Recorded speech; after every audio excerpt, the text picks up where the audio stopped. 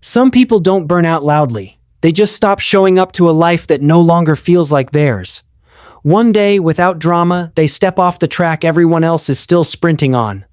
You've probably felt it in quiet moments, like when you're stuck in traffic before sunrise, watching the same buildings pass by, wondering why your chest feels tight for no clear reason. Or when your phone lights up with work messages late at night, and instead of urgency, you feel a strange emptiness. Or even when you achieve something you once wanted so badly, and the satisfaction fades faster than you expected, leaving behind a silence that feels heavier than failure. There's a subtle exhaustion in living a life that looks right but feels wrong, and it's difficult to explain to people who are still convinced that the path is the reward. Deep down, there's a part of you that notices the repetition, the constant striving, the way time starts to blur into deadlines and expectations. Psychologically, this connects to something known as cognitive dissonance, a concept explored by Leon Festinger, where your actions and your inner truth begin to conflict, creating a quiet mental tension that doesn't go away on its own. Studies suggest that when people live in prolonged misalignment with their values, their stress levels rise even if their external life appears stable. Another line of research in motivation, influenced by Edward Deci and Richard Ryan, shows that when autonomy is missing, when you feel controlled rather than self-directed, your sense of well-being gradually declines. And so the shift begins, not as a dramatic rebellion, but as a slow withdrawal. You start noticing patterns. You care less about impressing people who don't really see you. You stop chasing validation that once felt essential. You become more selective with your time, even if it confuses others. There's a quiet resistance that grows, like a refusal to keep trading your energy for something that doesn't nourish you. It's not laziness, even though it might look that way from the outside. It's not failure, even though it can feel like falling behind. It's more like waking up in a room you've lived in for years and suddenly realizing the walls were never yours to begin with. And that realization is unsettling, because leaving the rat race isn't just about changing your job or routine. It's about confronting the parts of yourself that were shaped by expectation, by fear, by the need to belong. It's about sitting with uncertainty without rushing to fill it. And that takes a kind of courage that doesn't look impressive, but feels deeply real. At first, the change is almost invisible. You still go through the motions, still meet deadlines, still respond when people call your name, but something inside you has already stepped back. It's like watching your own life from a slight distance, noticing details you used to ignore. The constant urgency starts to feel artificial. The goals begin to lose their grip. You realize how much of your identity was built around being busy, being productive, being seen as someone who keeps up.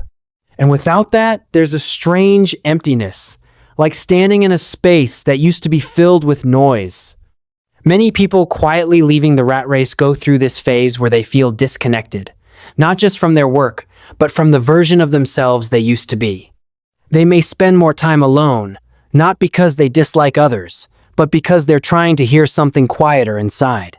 They question things they once accepted without thought. They feel a growing discomfort in environments that reward constant comparison. This is where the tension deepens, because the world doesn't pause just because you've started to question it. Expectations remain. Bills still arrive.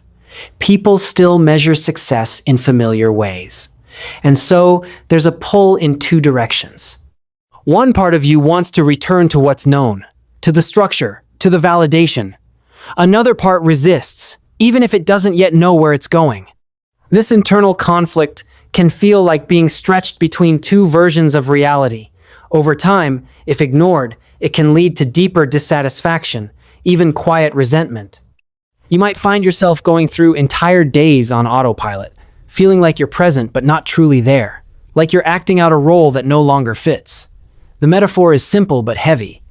It's like running on a treadmill that speeds up every year, while a small voice inside you keeps asking why you're running at all. And stepping off doesn't feel like relief at first. It feels like losing balance. It feels like uncertainty. It feels like standing still while everyone else moves forward, and that's not easy to face.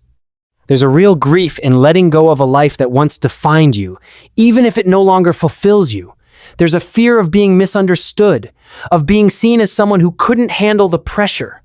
And yet, something deeper keeps pulling you away, not with force, but with quiet persistence. It's not trying to destroy your life, it's trying to realign it.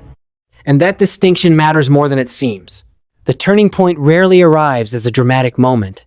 It's often something small, a conversation that lingers longer than expected, a day where you feel unexpectedly calm doing something simple, a realization that you don't miss the chaos as much as you thought you would, and in that moment something shifts.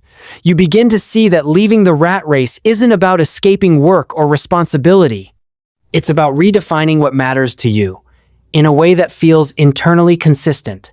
The exhaustion you felt wasn't weakness, it was information. It was your mind signaling that the pace, the pressure, the priorities were out of alignment with who you are becoming. And once you see it that way, the narrative changes. You're not falling behind. You're stepping out of a system that was never designed for your well-being. This insight doesn't solve everything. There are still uncertainties. There are still moments of doubt. But there's also a growing sense of clarity. You start to trust your own pace, even if it looks slower from the outside. You begin to value depth over speed, presence over performance. You notice that your energy feels different when it's not constantly being drained by comparison. And slowly, you rebuild.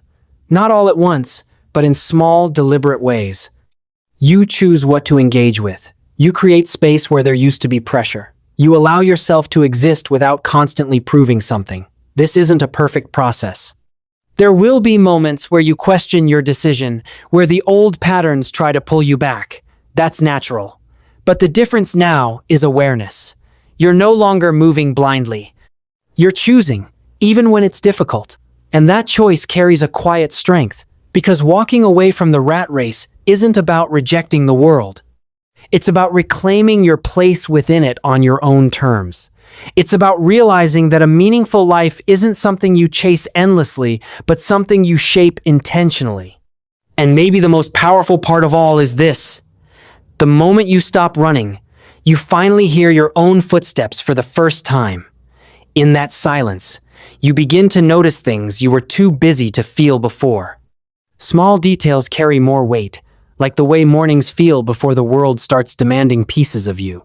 You start to understand that rest is not absence of progress, but part of it. There is a strange clarity that comes when you are no longer constantly reacting to urgency. Even uncertainty begins to feel less like fear and more like space to breathe. You realize that identity built on pressure is fragile, but identity built on awareness is steady. And for the first time, you are not rushing to become someone else. You are learning how to stay with yourself.